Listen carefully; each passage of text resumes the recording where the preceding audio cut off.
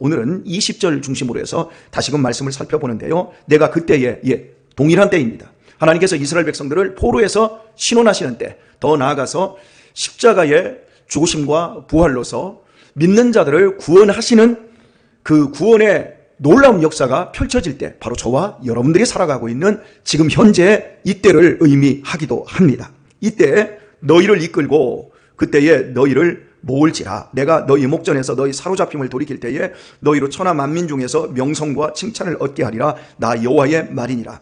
19절에서도 칭찬과 명성을 얻게 해주겠다 말씀하셨고, 오늘 20절에서도 명성과 칭찬을 얻게 하시리라 이렇게 다시 한번 약속하고 있습니다. 그리고 끝에서 나 여호와의 말이니라. 이게 너희의 결심도 아니고 너희의 의지도 아니고 나의 말이다. 하나님은 말씀하시는 하나님이십니다. 우리도 하나님의 형상을 닮아서 말을 합니다. 세상에 있는 어떤 생명체도 말을 하지 않습니다. 언어는 인간의 고유한 영역이며 이것은 하나님의 형상을 닮은 모습이라고 할 수 있습니다. 그러나 우리의 말은 죄로 말미암아 힘이 없습니다. 말 다르고 행동 다를 수 있습니다. 거의 말 다르고 행동이 다릅니다. 그러나 하나님은 말씀하시면 그 말씀은 곧 하나님의 인격이십니다. 말씀은 곧 현실이십니다. 그래서 계속해서 우리가 성경을 보면서 느끼는 것이 하나님이 말씀하였느니라. 이건 나의 말이니라. 그리고 예수님께서도 진실로 진실로 내가 너희에게 이르노니 계속해서 말씀을 강조하고 있습니다. 요한복음 1장 1절에서도 태초에 뭐가 계시니라? 말씀이 계시니라 이렇게 말합니다. 그리고 천지를 창조하실 때도 하나님이 힘써서 막 세면 공구리를 비비시고 막 철근을 끊고 이러면서 우주와 지구를 만드시는 것이 아니라 그냥 말씀으로, 하나님이 말씀으로 창조하십니다. 빛이 있으라, 낮과 밤이 나뉘라, 묻이 드러나라. 하나님이 말씀하시면 그대로 되어지는 이런 역사. 그래서 기독교 신앙의 가장 중요한 것은 하나님의 말씀을 믿는 것입니다. 말씀을 의지하는 것입니다. 그래서 우리가 어떤 문제들 앞에 설 때마다, 우리가 기도할 때마다 하나님 내게 말씀 주십시오. 우리가 이렇게 기도도 하지만 또 이렇게 말합니다. 응답이 왔어. 응답이 뭡니까? 답이 왔는데 답이 뭘로 오지요? 말씀으로 오는 거예요. 사랑하는 교회 여러분, 우리가 주일에 말씀 듣고 이 새벽에 말씀을 가장 중요한 자리에 놓는 이유가 무엇입니까? 말씀이면 되는 것입니다. 하나님은 우리에게 응답하실 때 반드시 말씀을 먼저 주십니다. 그래서 우리 교회 성도들이 저분이 앞으로 참 훌륭해지겠다, 깨끗해지고 저분이 연단받아서 칭찬과 명성이 있는 존귀한 사람이 되겠다, 이것을 무엇로 가름할 수 있냐면 말씀을 대하는 태도에서 그것이 드러납니다. 그러니까 말씀을 받을 때의 그 표정, 그 말씀을 정말 기뻐하고 달게 먹는 그런 모습들이 보여요. 제가 여러분 설교할 때 이 앞에다 카메라를 설치해서 이렇게 펼쳐놨다가 예배 끝나면 제가 종종 보여주면 참 좋겠다고 생각이 들어요. 그러면 여러분이 아마 교회 안 나올 것 같아요. 왜? 초상권이 어떠느니, 여러분이 침해를 받느니 이래서. 그런데 저는 이걸 제가 다 봐요. 여러분, 태도에 따라서, 말씀을 받는 태도에 따라서 우리의 인생이 칭찬과 명성으로 갈 것인가, 아니면 수욕과 슬픔 속으로 들어갈 것인가, 이게 결정된다니까요. 여러분이 기도할 때 어떻게 기도합니까? 하나님의 말씀 잡고 예수 이름으로 기도하잖아요. 그렇잖아요. 우리의 어줍지 않은 소원, 우리의 소원들이 뭡니까? 건강 중요하죠. 먹고 사는 거 중요하죠. 인생의 문제를 푸는 거 중요하죠. 그런데 가만히 생각해 보면 하나님의 말씀을 내가 은혜 받지 못하고 기도하는 것들은 거의 무당에게 구하는 것이든지 천지신명이라고 하는 이름도 없는 그 무엇에게 비는 것과 다르지 않다는 걸 아십니까? 그러나 우리가 하나님의 말씀에 은혜를 받으면 그의 나라와 그의 뜻을 위하여서 기도하게 되지 않습니까? 그렇게 기도해놓고 엉터리로 사는 사람은 없습니다. 말씀과 기도는 자전거와 같습니다. 두 바퀴와 같습니다. 두 바퀴가 함께 움직여져야 됩니다. 기도하는 사람은 말씀을 간구합니다. 그리고 말씀에 갈급한 사람은 기도하게 되어 있습니다. 그래서 하나님의 말씀에 우리의 삶을 맞추는 것, 그것이 칭찬과 명성의 자리로 나아갈 수 있다라고 하는 것입니다. 반드시 칭찬과 명성을 듣는 우리 성도님들 되시기를 축복합니다. 도덕적으로, 윤리적으로 더 훌륭해지고 더 뛰어나시기를 바랍니다. 그러면서도 영적으로 더 밝아지셔서 말씀 안에서 누가 시키지 않았어도 여러분이 감동받아서 하나님이 기뻐하는 뜻을 이루어가는 성도가 되어야 할 줄 믿습니다. 오늘 본문을 보면 내가 그때에 너희를 이끌고 말합니다. 그때에 너희를 모을지라. 두 가지가 펼쳐지고 있습니다. 하나님이 우리를 이끌어 주십니다. 여러분, 한 사람 한 사람을 예수님을 믿는 이 복된 자리로 하나님이 이끌어 주신 것입니다. 뿐만 아니라 여러분이 혼자 이끌릴 때 혼자 오시는 것이 아니라 항상 하나님이 모아지는 역사를 이루어 주십니다. 저는 우리 집안에 예수님 믿는 사람이 하나도 없었어요. 지금으로부터 시간을 50년 전으로 돌려보면 우리 집안에 예수님 믿는 사람은 아무도 없었어요. 제가 이제 55이니까 50년이라고 하면 안 되고 53년 전으로 돌리면 아무도 없었어요. 근데 동네에 우리 한 10촌 되는 숙모님께서 서울에서 시집을 딱 오시더니 그분 혼자 교회를 나가기 시작한 거예요. 그러더니 우리 누나를 딱 데리고 대모님 따라서 이렇게 교회를 간 거예요. 그리고 그 누나가 저를 업고 교회를 가기 시작한 거예요. 그렇게 하나님이 이끌어 주셨어요. 서울에서 시집 온 그분이. 그러더니 또 서울에서 또 한 분이 또 시집을 왔어요. 근데 그분은 신앙생활에 더 잘하는 거예요. 그러니까 신앙생활에 더 열심을 내는 거예요. 그러더니 교회를 이렇게 하다 보니까 우리 집안에 예수님을 안 믿는 사람이 없어요. 우리 육남매가 지금 예수님을 지금 한 분만 교회를 안 나가고 다 나가요. 우리 큰누님 같은 경우에, 여러분이 교회 나오시는 큰누님 같은 경우에, 야, 난 안 믿겨서 너나 나가. 야, 너나 똑바로 믿어. 그 누나가 우리 교회에 와가지고 얼마나 은혜를 받고 있는지, 지난주에는 제가 간증도 하나 했지 않습니까? 야, 아멘. 난 안 믿겨져. 그런데 야, 신기하네. 어떻게 그런 일이 있지? 예, 하나님께서 이끌 뿐만 아니라 그냥 고구마 캘 때 딱 캐면 막 고구마가 막 줄줄줄 막 엮여서 막 뽑혀 나오듯이 하나님께서 막 모아버리셔. 하나님의 구원은 나 혼자 예수 믿고 잘 먹고 잘 살다가 천국 가는 것이 아니라 수많은 사람들을 살려내고 그들과 함께 이 땅을 아름답게 만들어내고, 최소한 이 땅 전체가 아니더라도 우리가 살고 있는 공간만큼은 빛과 소금된 자리로 만들어내시고야 마십니다. 하나님은 이렇게 역사를 하십니다. 하나님이 우리 교회를 하나님이 이끌어 주셨어요. 저 한 사람을 여기에 이끌으시고, 우리 김동철 장로님 네 분을 이끄시고, 그 다음에 강대식 집사님이 어머니 손에 잡혀가지고 술 한잔 큰하게 맨날 지나다니시다가 여기 딱 오셔서 이끌어줘. 그 다음에 딸이 오고, 어머니가 돌아가시면서, 그 다음에 며느리가 오기 시작하고, 막 줄줄이 막 고구마수 딸려오듯이 저 실리 쪽에 있었던 진이면 쪽에서 이쪽으로 이사 왔던 사람들이 쫙 딸려오고, 장례식을 통해서 더 많은 사람들이 쫙쫙쫙 딸려오고, 그 도서관을 통해서 쫙쫙쫙쫙 사람들, 믿지 않는 사람들이 오기 시작하더니 오늘 이렇게 교회가 되어지지 않습니까? 하나님은 앞으로도 더 많이 모아주시리라 믿습니다. 더 많이 모아서 지지고 볶아대고 싸우고 미워하고 증오하라고 우리를 불러주시는 것이 아니라 우리를 모으셔서 칭찬과 명성 듣게 하실 줄 믿습니다. 야, 저 교회 하나님이 살아계셔. 저 교회 가봐. 한번 구경 한번 가보자. 기차간이야. 예배당이 기차야, 기차. 그리고 예배당에 창문도 없어. 그냥 길쭉에. 강단 가봐. 천장은 얕지. 주일날 지난주에 보세요. 앉을 데가 없어가지고 우리 막 얼마나 좁게 불편하게 우리 그래 앉았습니까? 근데 처음 온 사람이 그 은혜가 돼요. 음식도 맛있고 너무 좋아. 여러분, 분위기가 다르다는 거예요. 오늘 이 분위기를 계속 이어나갈 수 있길 축복합니다. 어제 전화가 왔어요, 저녁에. 제가 작년에 저 일산에 제가 설교하러 한번 갔었지 않습니까?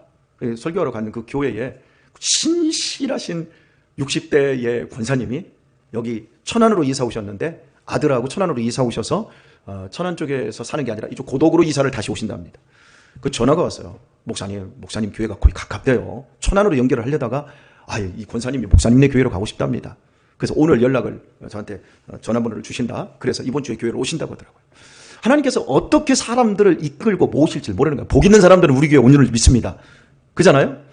이렇게 하나님이 일을 하시는데, 오늘 우리가 이 자리에 온 것은 우리가 어떤 노력이나 행위나 헌신의 결과로 우리가 이 자리에 있고 이 복을 누리고 있는 것이 아니라 하나님께서 우리를 선택하셔서 이끄셨고 우리가 모여졌다는 사실을 여러분 놓치지 마시기를 바랍니다.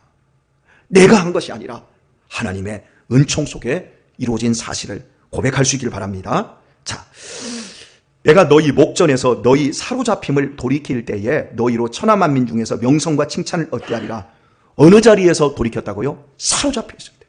이 세상의 가난과 이 세상의 고통과 이 세상의 슬픔과 이 세상의 저주와 이 세상의 온갖 아픔 속에서 사로잡혀 있었던 그런 자리에서 하나님 우리를 돌이켰다는 거예요. 여러분 생각해 보세요. 저는 어린 시절을 생각하면 그 어린 시절 암울했던 그 자리에서 오늘 어떻게 이런 자리에서 내가 살고 있는가?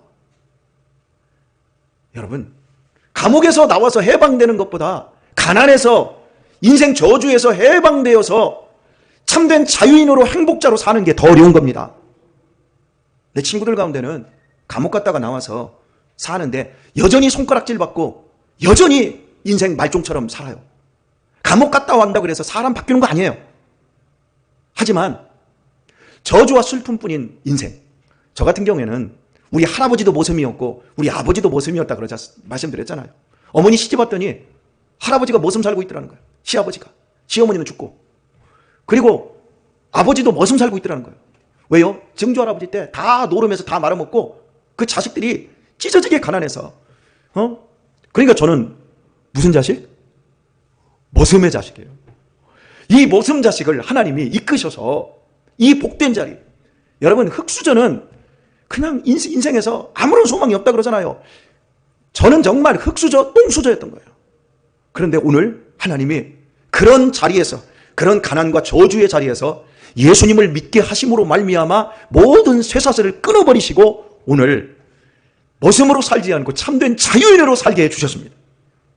그리고 여러분에게 뒤에서 욕을 먹을 수는 있어도 앞에서는 그래도 칭찬 듣고 있잖아요. 그죠? 또 아멘하면 진짜라는 얘기잖아. 뒤에서 욕한다는 건 진짜라는 얘기잖아요. 여러분, 앞에서도 칭찬과 명성을 여러분이 높여주시고 또 뒤에서도 칭찬과 명성을 많이 해주시길 바랍니다. 왜냐하면 여러분의 신상을 위해서 제가 부탁하는 거예요. 여러분이 대접받으려면 여러분이 먼저 그렇게 해야 되는 거예요. 여러분이 앞에서 다르고 뒤에서 다르면 여러분의 인생도 교회에서는 은혜 받는 것 같은데 여러분의 인생 삶은요, 뒤에서 다 깨져요. 제가 그걸 알아요. 저는 우리 집안에서요, 이렇게 얘기를 하잖아요. 얘기를 할 때요, 자, 보도록 하십시다. 우리 저기 최진영 권사님 저기 있잖아요. 여기 지금 연세가 나보다 어린 사람, 우리 최진영 권사님밖에 없으니까 오늘 제대로 걸렸는데, 네. 최진영 권사님밖에 없으니까 제가 우리 아내하고 얘기할 때 이렇게 하더니, 아이고, 그 최진영 권사 또 이렇게 얘기할 수 있어요. 안 그래요? 자, 우리 엄태경 장로님 저보다 연세가 훨씬 많아요.